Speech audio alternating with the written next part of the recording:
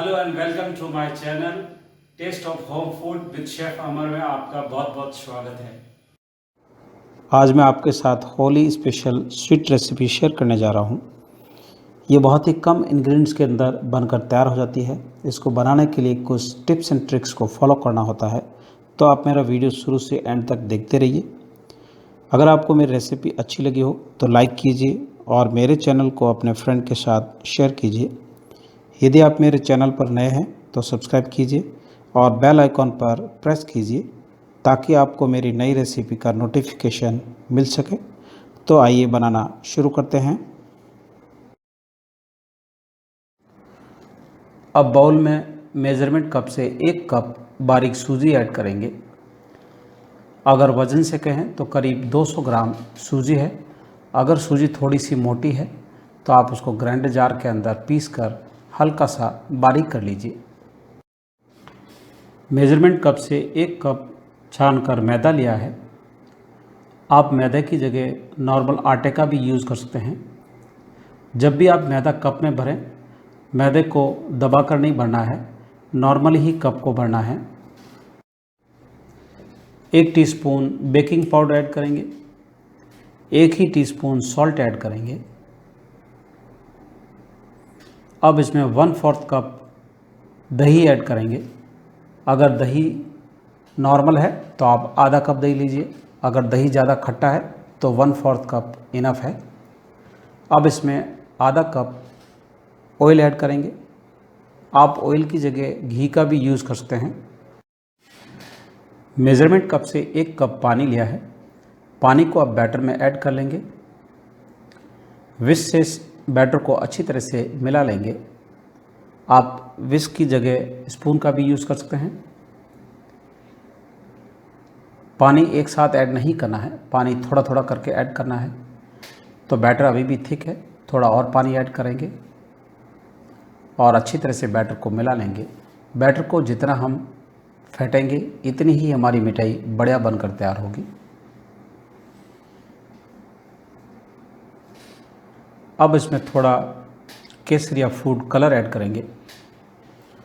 आप केसरिया food colour भी use कर सकते हैं और सेफ्रॉन का भी यूज़ कर सकते हैं।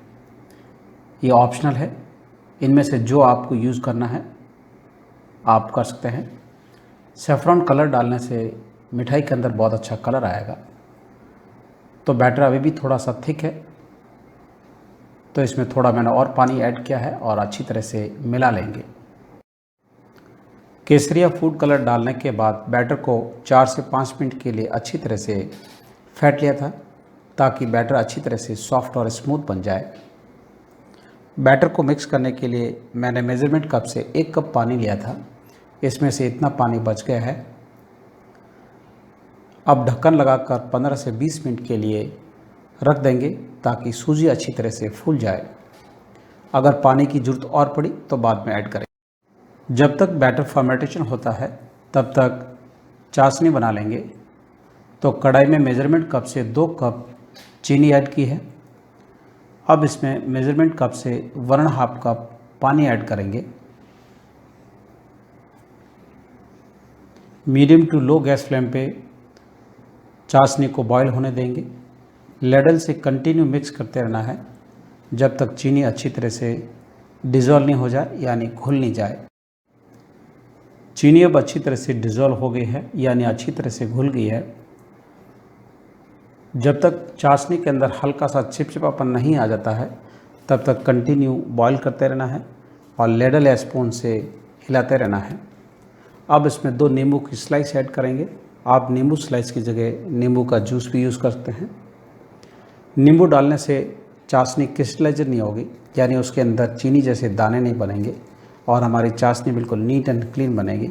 और कहीं चीनी में थोड़ी सी गंदगी है तो वो भी निकल जाएगी। चाशनी में लेमन स्लाइस को बॉईल होते हुए 2 से 3 मिनट हो गए हैं। लेमन स्लाइस में से जूस अच्छी तरह से निकल गया है और अब लेमन को डिस्कार्ड कर लेंगे। Pinch of Kesariya food colour add करेंगे। फूड कलर को चाशनी में अच्छी तरह से मिक्स कर लेंगे।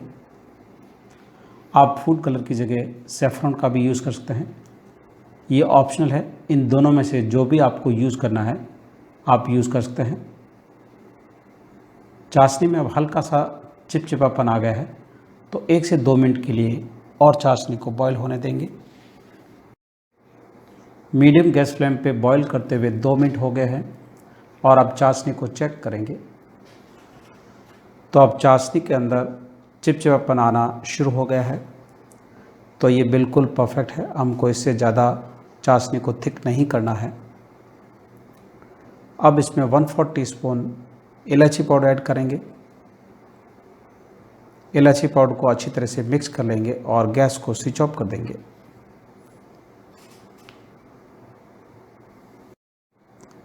बैटर को ढक्कन लगा कर रखे हुए 20 मिनट हो गए हैं। सूजी अच्छी तरह से फूल गई है और हमारा बैटर स्मूथ बनकर तैयार हो गया है। तो ये बैटर की कंसिस्टेंसी बिल्कुल परफेक्ट है। अगर आपका बैटर थोड़ा सा थिक हो जाए तो थोड़ा सा पानी ऐड कर लीजिए और मिक्स कर लीजिए। यदि आपको मेरी रेसिपी अच्छी लगी हो तो लाइक कीजिए और मेरे चैनल को अपने फ्रेंड के साथ शेयर कीजिए। तो आप बैटर को पाइपिंग बैग में डालेंगे। पाइपिंग बैग में बैटर को इजीली डालने के लिए एक कप लिया है और कप में पाइपिंग बैग को इस तरह से करना है और उसके बाद बैटर डालेंगे ताकि बैटर डालने में आसानी हो और पाइपिंग बैग से बाहर निकले नहीं। अगर आपके पास पाइपिंग बैग नहीं है तो आप दूध की थैली, चाहे अमूल हो या सर्स, कोई भी सॉफ्ट थैली लेनी है और उसमें साइड से आप हल्का सा सीजर से यानी कैंची से काट लीजिए और आप पाइपिंग बैग बना लीजिए। तो आपको ये मेरी रेसिपी कैसी लगी मुझे कमेंट लिखकर ज़रूर बताइए। पैन में ऑयल लिया है और ऑयल को गर्म होने देंगे। आप फ्राई करने के लिए ऑयल का भी यूज़ कर सकते हैं और घी का भी यूज़ कर सकते हैं। इन दोनों में से जो भी आपको अच्छा लगे वो आप यूज़ कर सकते हैं। जो भी आप बर्तन या कढ़ाई लें वो नीचे से फ्लैट लें और हैवी बॉटम की लें ताकि फ्राई करने में इजी हो। जब भी आप ऑयल या घी पैन या कढ़ाई में डालें तब 1 इंच से ज़्यादा नहीं लें। अगर ऑयल या घी ज़्यादा क्वांटिटी होगा तो जब भी हम पाइपिंग करेंगे तब मिठाई फ्लोटिंग होनी शुरू हो जाएगी और फ्राई करने के लिए इजी नहीं रहेगी। तो आपको ये मेरी रेसिपी कैसी लगी मुझे कमेंट लिखकर ज़रूर बताएं। ऑयल अब गर्म हो गया है और गैस फ्लेम को लो कर देंगे। अब पाइपिंग बैग से एक ही डायरेक्शन में इस तरह से राउंड शेप में बना लेंगे। जैसे हम जलेबी बनाते हैं उसी तरह से बनाना है। पैन या कढ़ाई जितनी फ्लैट और बड़ी रहेगी इतनी ही ज़्यादा क्वांटिटी में एक साथ बना सकते हैं। जैसे हल्के से फ्राई हो जाए उसके बाद टर्न ऑफ करना है, यानी उसको पलटना है ताकि दोनों तरफ से अच्छी तरह से क्रिस्पी फ्राई हो जाए।